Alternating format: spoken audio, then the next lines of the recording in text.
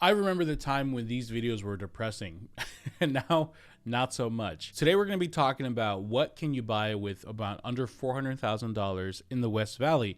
Now when I say West Valley, I mean Avondale, Litchfield Park, Surprise, Goodyear, Buckeye. I'm not going to West Phoenix, not going into Glendale. You know what? If you like this video, then just give me a thumbs up, like physically, like just go, good job, Javier. Give me the approval I needed as a child. As usual, we're going to use the MLS, and I'm going to fix the screen. We're going to use the MLS and create an actual search so you can see what we can do. So know that this data isn't filtered or anything. So first and foremost, we're not going to focus bedrooms, bathrooms, but we are going to focus under $400,000.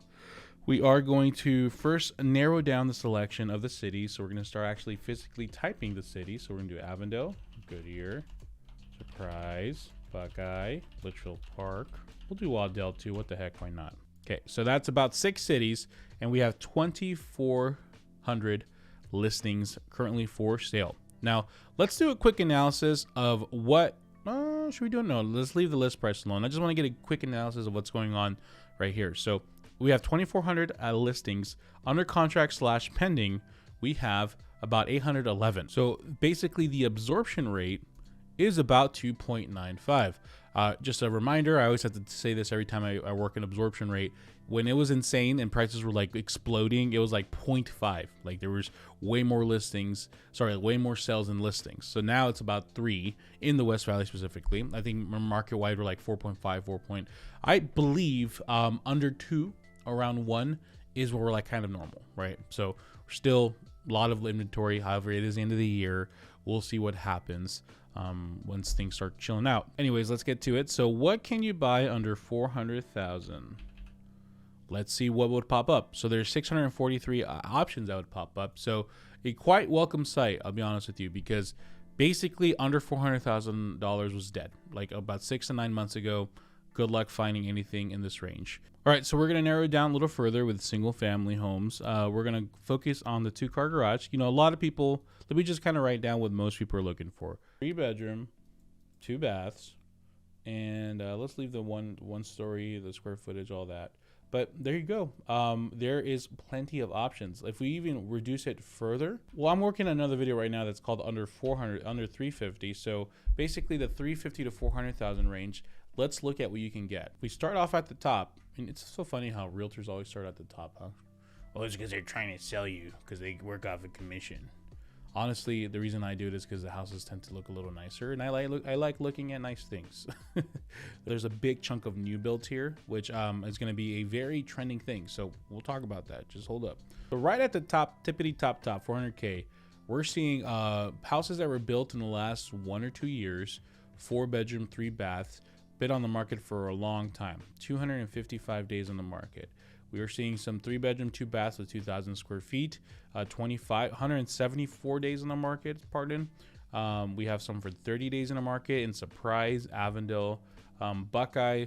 We're seeing 2018, so built about 4 or 5 years ago, 4-bedroom, 2 baths. What you should probably buy, I should say, is like these houses that were built about 2-3 years ago, and people are either now trying to cash in on their equity or they're just selling because they have to move out or something. I don't know. Like here, for example, the one I happen to land on is a 4-bedroom, 2 bath.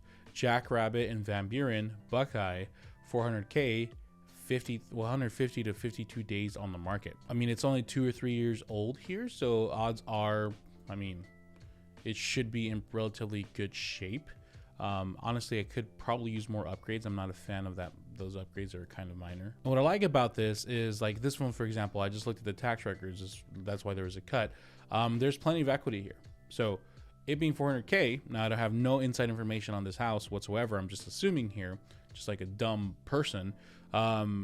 We could probably talk this down significantly because of that. Now, we're in this weird stalemate right now where buyers are like, this is our market, I'm going to lowball you. And sellers are like, we've reduced it already, we're not reducing further. And there's like this crash.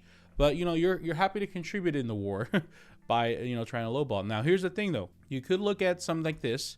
And honestly, it only probably might make sense to get something bigger if you're a higher. But there's a lot of new builds that builders can sell right now. $399, 3-bedroom, 2 bath, And a lot of these are already in the process of being built. So you can maybe find something that's already in the process of being built, maybe instead of a 1 month close of escrow, there's 2 or 3 months left to be built. Gives you a little extra time to save a little money, and you can get something brand new. And you're in the 390s. And if I believe, out of the 449 houses, I can actually narrow down. Out of 449, there's 129 of them. So about 29% of them.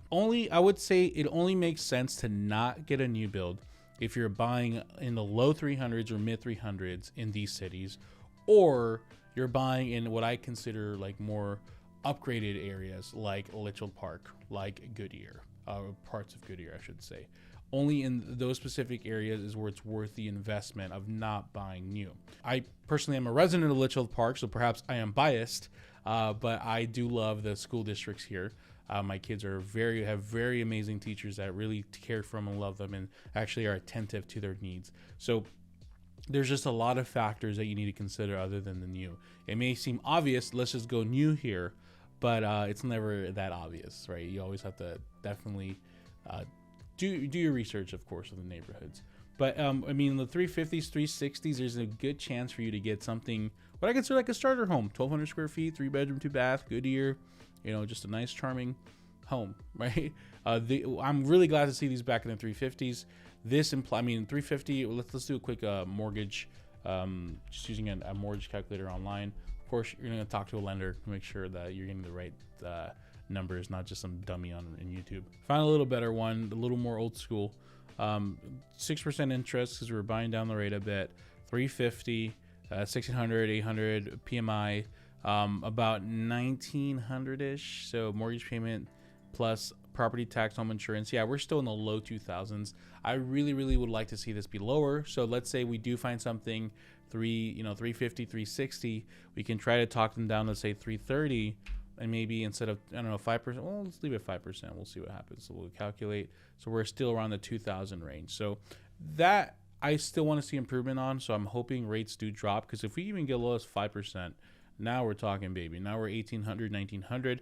So we're going to definitely see what happens there. But of course, like I always say, right now, if you're buying, it's because you have to, because you have an urgent need, or perhaps you're trying to get in before a bunch of buyers come in. Because I know for a fact, New Year comes in, everyone has this like, oh yes, it's our market now. Let's go. Javier's video says we can buy something for 350. Let's get going. Or perhaps you have to move, and guess what? Rentals are not that much cheaper. They're like $2,600. So you're still gonna be, if you have to move out, you're gonna rent, you're still gonna pay that pretty penny. So in conclusion, right now, what can you find? 350s, 370s, you're probably buying an upper tier, upper tier first time home buyer, like 3 bedroom, 2 bath. Not too many 4 or 5 bedrooms, so you're not getting those massive houses. If I go to 4 bedrooms, 449 drops to 154. So you're definitely getting a starter home. I'm excited to see, hopefully something happens with rates, but I'm also just, the more prices go down, I think the better news it is for buyers. So if you're interested in working with me, there's 2 ways. You can actually go start browsing homes locally, ArizonaHomeGoals.com.